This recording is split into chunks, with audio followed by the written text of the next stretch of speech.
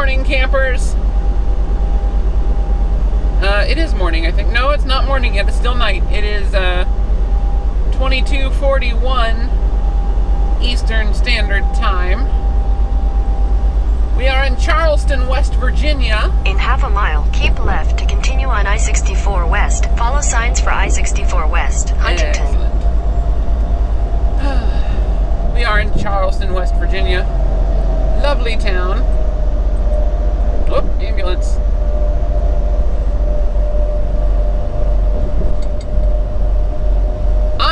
Keep left to continue on I-64 West. Thank you. I have successfully moved out of my apartment. And we are now headed west again. Continue on I-64 West for 175 miles. And hopefully we'll be kind of staying west from now on. Because I no longer have any reason to come back to the East Coast except at like Thanksgiving and stuff to visit my parents. I no longer have an East Coast apartment. It's such a relief. It is such a weight off my shoulders. I'm like legit tickled to death that it's finally done. I'm finally out of my apartment. Got all my stuff in storage. It's going to meet me out in Montana whenever I get around to getting an apartment out there. Or a house. I don't know. House sounds not like it might be nice. I could go for a house.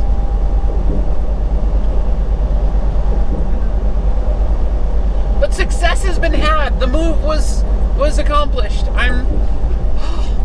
It was so much stress. It was so much stress. It was a lot. Well, we got it done. I only had to make 2 trips to the storage unit because I accidentally left half of my bed frame in the U-Haul truck. After putting the rest of my belongings in storage. It was actually really depressing to put my stuff in storage because my stuff did not take up very much of the storage unit. It was like, oh, my entire life fits succinctly into a 10-foot box. Well, so my U-Haul was a 10-footer, and we filled that up pretty well. So at least well enough that it didn't shift around at all during the drive. We had it packed to the door, but only like 1 layer deep. Winter weather advisory, good. That explains all the salt on the road. It was only like 1 layer deep in the U-Haul truck, and then I had professional movers pack my storage unit because it's a portable storage unit that's going to go on a truck at some point. Thank you, Mr. Apophis. I'm aware of the white line. Yeah, it's a portable storage unit that is at some point going to go on a truck, so I wanted professionals to pack it for me. Also, it was, you know, I was in enough pain from packing the U-Haul truck. I was like, you know, I'm just going to throw money at this and get someone else to pack the storage unit for me. And they had it done so fast. I was so glad I actually spent money on that. It's like, I could spend all afternoon doing this myself, or I can throw, you know, 250 bucks at a couple guys and they'll do it in 30 minutes. And that turned out to be a great idea. Oh. Yeah, they took everything that was in my 10-foot U-Haul truck and packed it into less than a third of a 12-foot container. So, yeah, that's a little depressing, but it is at least securely packed. They were smart about it. They kind of Tetrised everything in there and then used my mattress to brace it all and then strapped down the mattress. So the mattress will keep everything else from moving, which was kind of cool. It's like, oh, you guys do this sort of thing a lot.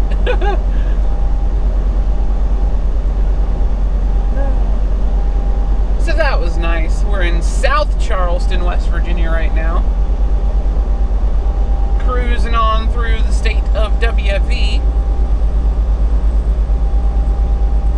We're almost out of the Virginias entirely. This might be my last time here until Thanksgiving. It's weird to think about. Like, the Virginias have always been my home, and now they're not. And it feels good. It feels very good. I don't really like Virginia very much anymore. McCorkle Avenue, 1 mile. Don't need that. Staying on 64.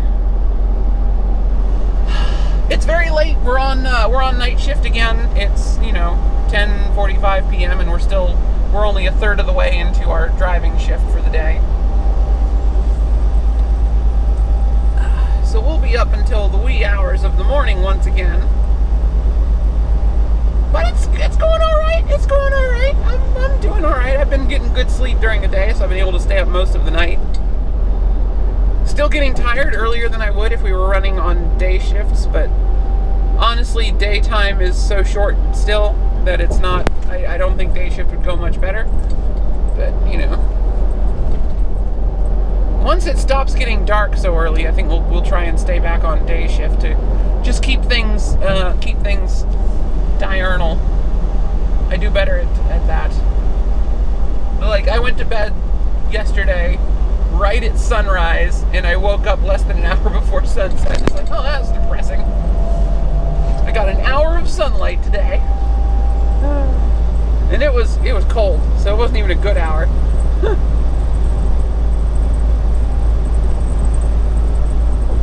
By the time we hit the road, it was proper dark again.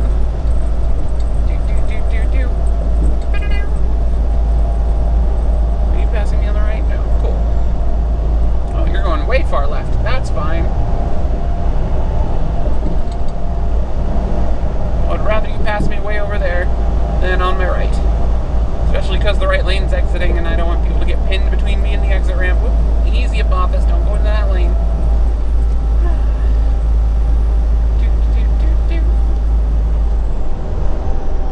Counter steer.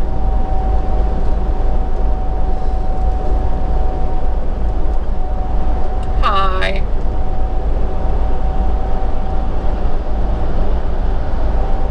Somewhat, by the end of that turn, almost always someone passes me on the right. Like, you got 4 lanes and they're gonna use them. Now this guy's gonna slide in front of me as we gain speed on the downhill, probably. Don't.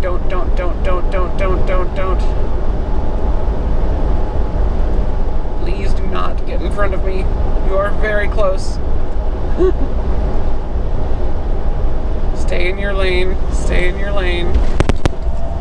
Alright, we're back on level ground and he's faster than me again. Cool.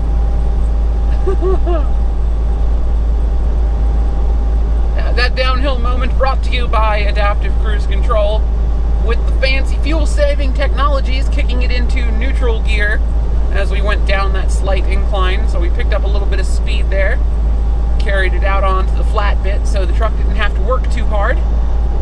Saved us a couple of droplets of diesel.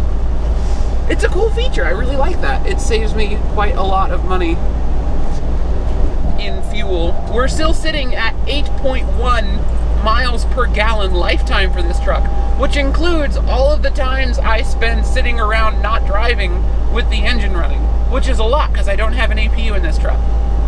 We have extra batteries, so the electronics can run almost all night without the engine going. But like, even with the idling, we're still at 8.1 miles per gallon lifetime on this truck. I mean, on this particular fuel tank, we're at 8.4 miles per gallon. Actually, nope, I forgot to reset that. That is the last 3,000 miles, we're at 8.4 miles per gallon. So that's a little more impressive. That's like the last 2 weeks, because we spent time at home. So that's like full 2 weeks. Normally we do a little more mileage than that, but when did I reset that? I probably reset that probably in Nebraska. Yeah, I think that would have been at the Loves in North Platte that I tripped that. All right. No, I think it was in Wyoming.